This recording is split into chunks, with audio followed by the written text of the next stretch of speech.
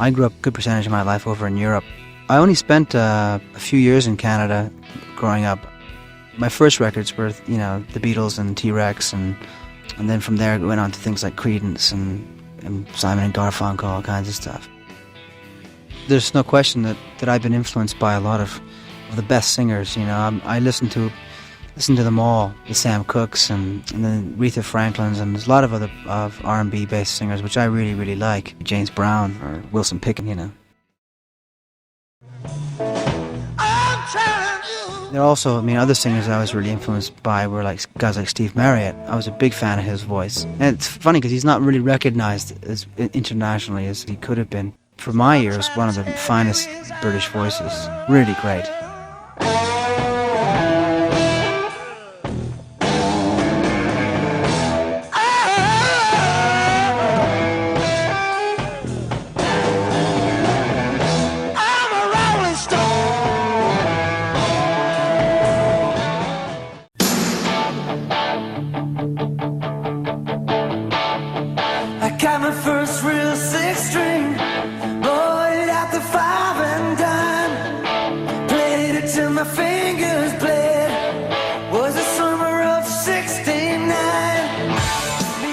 So I was influenced by whatever was going on musically, no matter where it was from.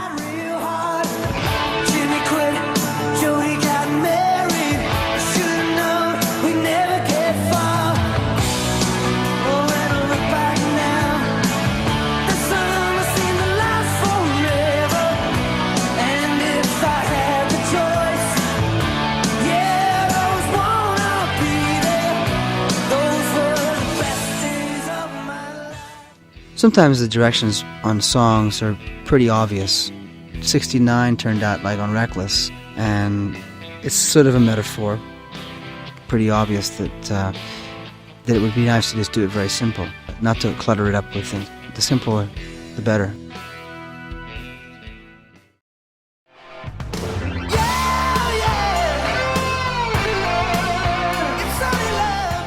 I've been playing in bars since I was 15. It's one of the things I do. I enjoy getting out there and playing, and I miss it when I'm not. There's always the opportunity to go out and play for people. That's what being a musician's all about, getting out and rocking.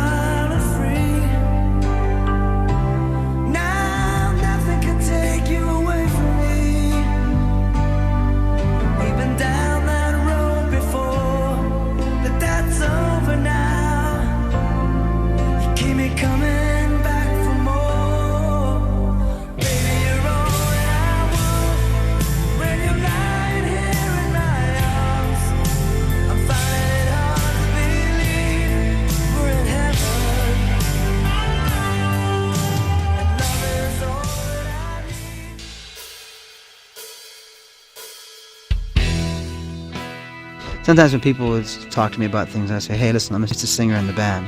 I'm just part of the puzzle." I consider myself a team captain.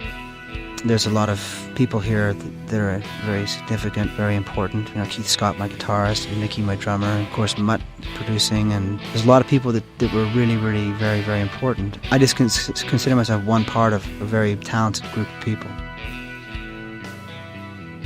I work on sort of a team level on everything I do, whether it's working in the studio, working on tour, working on songwriting. It's all collaborative, Oh, give it to me straight.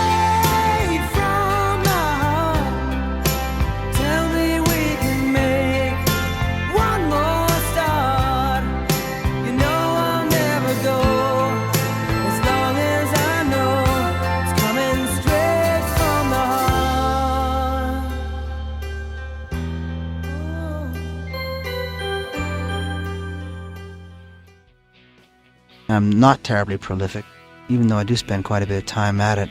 There isn't like a song a day, it's maybe a song a month. So at the end of the year you've got 12 songs and hopefully they're okay, you know.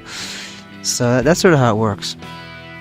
The main things I work for is trying to make songs that are going to be very easy to play live and are going to work in a live medium. Getting it right's important, and sometimes there'll be a section of a song where you think, God, there's something about that just isn't quite right, and what is it? I like a very simple sound, and I've always kept things pretty honest in terms of its application. When you come and see us live, for example, you're not going to see much more than us playing the songs exactly like we played them. I think a lot of it's just keeping it very simple. I mean, everything I do is quite simple.